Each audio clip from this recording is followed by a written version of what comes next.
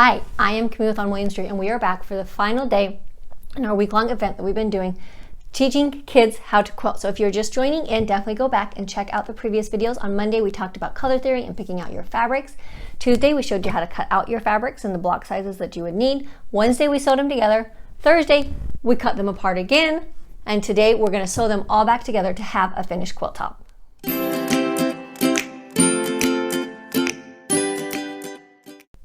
So for today's lesson or video, what you should have is you should have 8 stacks of quilt blocks, or if you have the space, they might still be laid out somewhere. So what you're going to want to do is make sure that you've got these all put together, and we're going to be sewing them together in rows. So we'll sew row 1 together, row 2, row 3, row 4, row 5, row 6, row 7, and then we will go ahead and sew those rows together, row 8. Then we'll sew all the rows together. So we will have 8 rows when we're all done, and there are 6 blocks in each row. So let's get started. The thing we're going to want to really focus on as we're sewing these rows together is keeping things in order. So we have our stack of fabrics that we picked up from exactly how it was laid down. We didn't move it. So this is the top right corner. So we're going to make sure that we keep this on the top right corner. So I'm going to take this pin out. What I'm going to go ahead and do is I'm going to relay them out just like they were. So this one's going to go up here. Do the next one. I don't have enough space here on this table. So I'm going to just overlap them just a little bit. So I know what, actually I'm going to overlap the other direction. So I know what order they go in as we're sewing them together. That way I've got everything where it needs to go, the direction it needs to go, and what it needs to be between. Then as I'm sewing them up, I can just grab them easily and not have to stop and think each and every time. So I'm going to take my first 2. I'm going to put this one down because this is my first quilt block. Then this one I'm going to flip over and put on top. So as you can see, we still have our right sides of fabric together and touching. And the way that we laid this out, we don't have any seams to worry about. If you picked our alternate layout, you'll want to make sure to line up those seams that we talked about when we showed you the alternate layout yesterday. But we don't have that. So what we want to focus on is the corners of each one matching. I'm going to leave it here this way when I am pinning it together though, because I want to make sure that we do the right side. So when they were laid out like this, fold them in half, and we know that this is the side we need to be sewing. So I'm going to keep them laid down here, line them up, and then add my couple of pins. One just inside from here, line these up, and add one on this side. That way I know this is what I need to sew. So I'm going to go ahead and go over to the sewing machine, and we're going to sew this one. So we're ready to sew, and again with quilting, you're always really going to be sewing that 1/4 inch seam. Very seldom are you going to be sewing something different. So we're going to be sewing the 1/4 inch seam down this side as well. So we're just going to do it just like we did when we were putting our 9 patch blocks together. Start at the top. Make sure that when we get close to that pin, we pull that pin out. We don't want to go over it. And you can hold this seam down, but don't put your fingers underneath of your foot.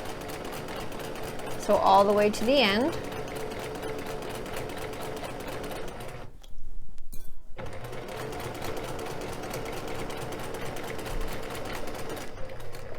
And then we're ready for the next piece. So I'm going to open this up so I can see, okay, this is the direction that the strip is going. And I've got my other pieces here really easy to grab. So I'm going to grab the next one, line it up, and then just flip it over. Do the same thing, line up the corner. Add a pin, line up the bottom corner, and add a pin down there as well. Now I can just keep going.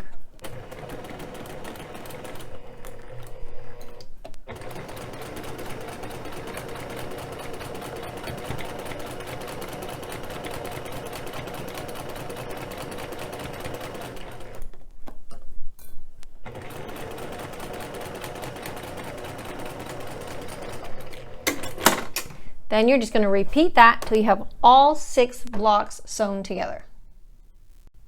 I have all of our blocks sewn together for the first row, so now we're going to go ahead and iron it. Again, same thing, remember the iron is very hot. If you're little, definitely get help. And we're going to do the same thing. You can just iron them all in one direction. There's no need to worry about opening them up or going off alternate order. So we're just going to go all the way down the strip and hit all of those seams. This is also a good time if you have any other seams that are coming up because maybe they've been pushed around a whole lot. Sometimes as you work with the strips and the blocks, some of the seams kind of come not quite as flat. So you can just hit all the different seams going down, count to your 7, put it on the next one, and go. So you got everything done, and then we're going to put the one back up in the corner of this block, because as I'm sewing the rest of them together, I don't want to forget that this was my first strip. I've taken all that time to lay it out the way I want.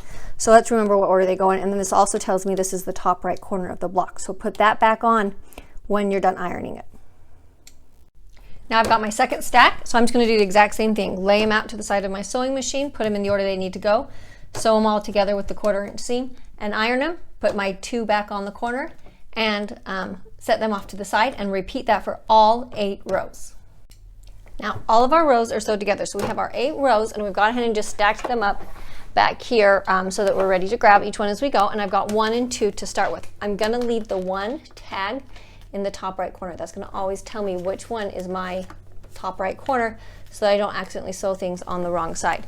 But the 2 I am going to take off now. I'm not going to need that one anymore because it will just get in the way. So with this, we are going to have a few seams to match up, like what we did when we were putting the squares together. We're going to use a lot of pins on this, so I'm going to put 1 pin here at the beginning, and then just work your way down the strip. So I'm going to take these 2, put those 2 seams where the 2 blocks meet, you can see them, line those right up next to each other, right up on top of each other, and then put a pin through them. Then I'm going to go down. When I did this, make sure that you lay them next to each other with the top right corner here, the top right corner here, and then put the right sides together. I have the 2 row underneath the 1 row on top. That's just going to make sure that I sew the right seam. So work your way down to the next one, lay those seams right on top of each other, and add a pin. Go to the next one and just follow all the way down. If you find that you want to add extra pins in the middle of your blocks, you can definitely do that. You could come in here and you could easily add another pin in the middle there as well. Extra pins are just going to help keep things where they need to be. So if you feel more comfortable with a few extra pins in there, go ahead and put them in. Put one on this seam and put one on this seam. When you're doing this, make sure that you're careful not to pull your seams apart. Don't stretch and pull your seams here.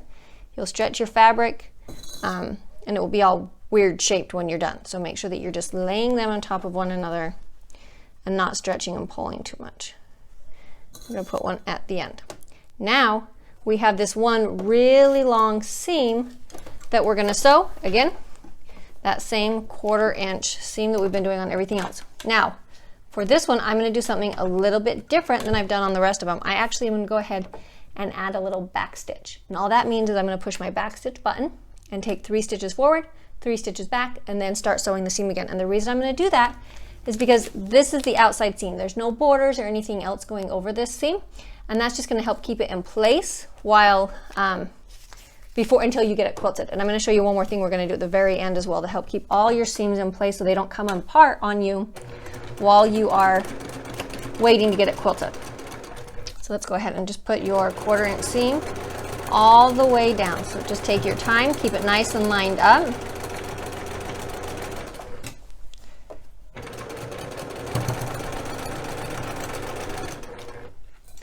Make sure to take your pins out before you sew over them. If you have like this, you can see that I've got my extra fabric here. And that means something wasn't quite sewn right or wasn't quite cut right. I'm going to just kind of work it in. So I'm going to show you that. I'm going to stick a couple more pins in here. I'm going to put one here, even it out, kind of work it in, and put one here. That's going to prevent tucks from coming there. I'm just going to put a slight stretch on it as I sew it. As you iron this and as you get it quilted up and washed, you will never notice those little puckers there if you have something that's just a little bit off. So just put a little slight stretch there to even that out. And then again, just a very slight stretch there with those extra pins, and that will get everything to line up where it needs to go. And we'll go on to the next one.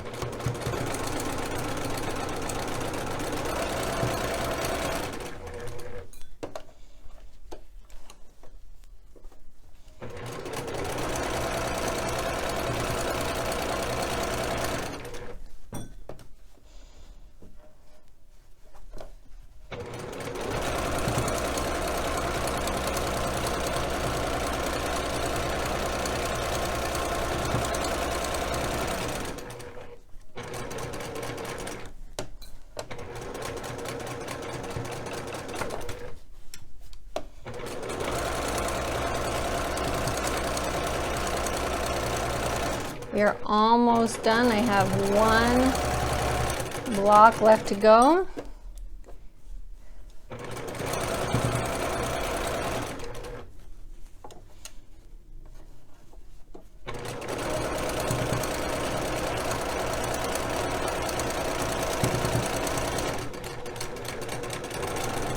And again, at the end of this one, just to keep that seam in place, I'm going to put a couple stitches back and then go forward and pull it off. So now, because I put the one at the top there, I know that that's the top of my quilt.